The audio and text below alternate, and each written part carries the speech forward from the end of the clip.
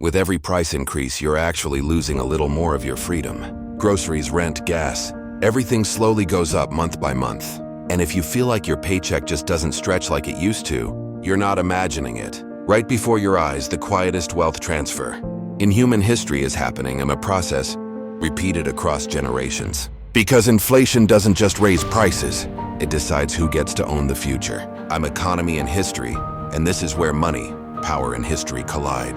And believe me, nothing is as simple as it seems. For most of us, inflation feels chaotic. Prices soar, savings shrink, the system feels out of control. But for the powerful, inflation is order. It's how the economy keeps running. Governments can finance wars without raising taxes. Companies can erase their debts. And while the rich grow their assets, the rest of us are mostly just trying to keep up. The real question isn't, why does inflation happen? It's, why is it allowed to happen again and again? To answer that, we need to look back. At the start of the 20th century, most countries were tied to gold. Every paper note was backed by real metal. Money was scarce and stable. Governments couldn't just print their way out of mistakes. If you ran a deficit, you either raised taxes or admitted defeat. Creating inflation on purpose was unthinkable. But then the Great Depression changed everything.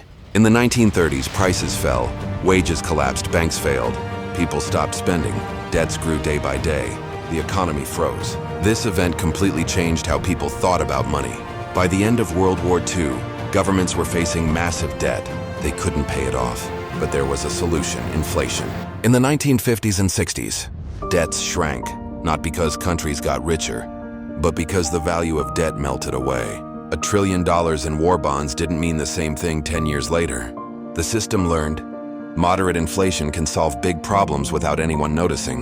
Then came 1971. Nixon closed the gold window. From that moment on, money was backed by trust, not gold. Inflation was no longer a symptom, it was a tool. Money could be printed without limit. Governments could borrow endlessly.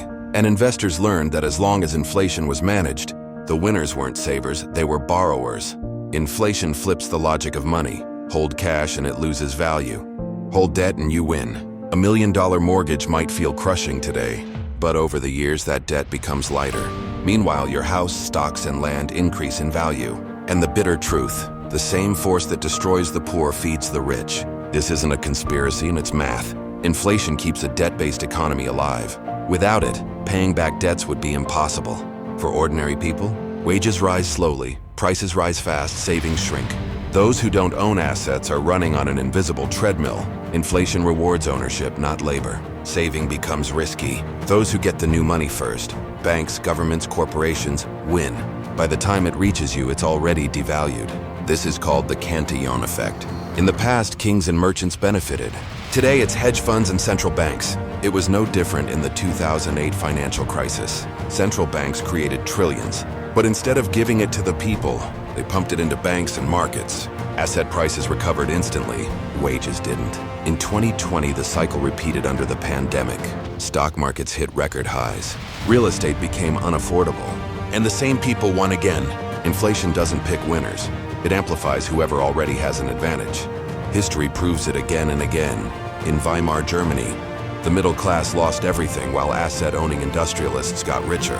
In 1970s America, stocks stagnated, but real estate and commodities made fortunes for those who could afford them. Today, the richest 1% earn trillions, while the median household falls behind. Inflation isn't a mistake in capitalism. It is capitalism. Not the worker with a fixed income, but those who already own, win. Inflation isn't fire, it's oxygen. The system can't breathe without it. Next time someone says, a little inflation is good for the economy, remember, it's not good for workers, it's good for the rich. But now you can see it. History has given the answers. All that's left is to open your eyes.